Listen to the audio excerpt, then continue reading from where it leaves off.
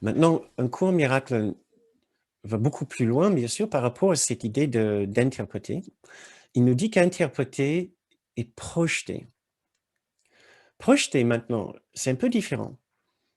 Parce que projeter prend l'idée qu'il y a quelque chose à l'intérieur de nous, c'est-à-dire il y a déjà un état d'esprit à l'intérieur de nous, que nous sommes en train de poser sur l'extérieur. De façon que l'extérieur semble correspondre à une certaine idée que nous avons de la réalité. Et c'est ça le premier filtre sur notre perception. C'est que les choses à l'extérieur ne sont pas neutres pour nous, nous sommes toujours en train de les évaluer, d'avoir des pensées par rapport à l'extérieur, soit. Mais cette évaluation passe par une trame, un filtre qui correspond ou qui vient d'un certain état d'esprit ou même un système de pensée, tout un système de pensée qui est déjà présent à l'intérieur de nous. Nous lisons, comme je vous ai déjà lu plusieurs fois dans ces séances, cette phrase du cours, cette idée du cours, la projection fait la perception. La perception est donc rien d'anodin. La perception n'est pas automatique, n'est pas objectif, n'est pas une chose à part de notre propre fonctionnement, notre propre esprit, notre propre cerveau. Il n'y a pas de perception objective. La perception se réfère toujours à quelque chose à l'intérieur de nous. Un exemple que vous avez peut-être déjà entendu, que j'aime beaucoup, c'est 5 différentes personnes qui marchent dans une forêt et tombent sur un immense arbre. Et ces 5 personnes représentent 5 différents métiers. Le premier est un menuisier.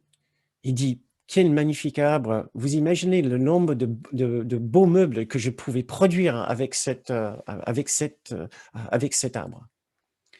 Le deuxième est un artiste. Il dit, mais quel sujet splendide pour un tableau. Je pourrais faire multiples tableaux de cet arbre de plusieurs points de vue. Un autre, il est botaniste. Donc il dit, quel spécimen. Mais je vais prendre des échantillons, je vais grimper dans l'arbre, je vais essayer de comprendre comment un arbre aussi grand peut fonctionner. Un autre, il est sylviculteur. Il dit, je vais faire plein d'argent avec cet arbre une fois découpé en planches et en billes. Mais qu'est-ce que nous pouvons imaginer d'autre?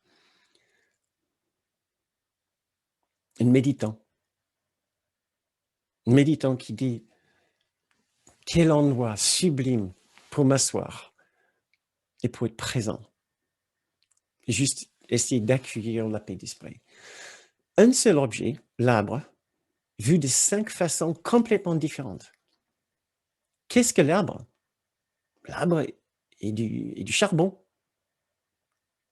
C'est tout ce que c'est. Ouais. Configuré d'une certaine façon pour former ce que nous appelons un arbre. Nous avons 5 perceptions très différentes et 5 expériences très différentes de cet arbre. Quelqu'un qui est agrophobe, c'est-à-dire quelqu'un qui a peur de l'extérieur, il peut avoir peur de cet arbre, peur de l'immensité que ça représente. Or, le méditant, il embrasse l'arbre, il jette ses bras autour. 5 personnes avec 5 systèmes de pensée différents, 5 configurations intérieures différentes.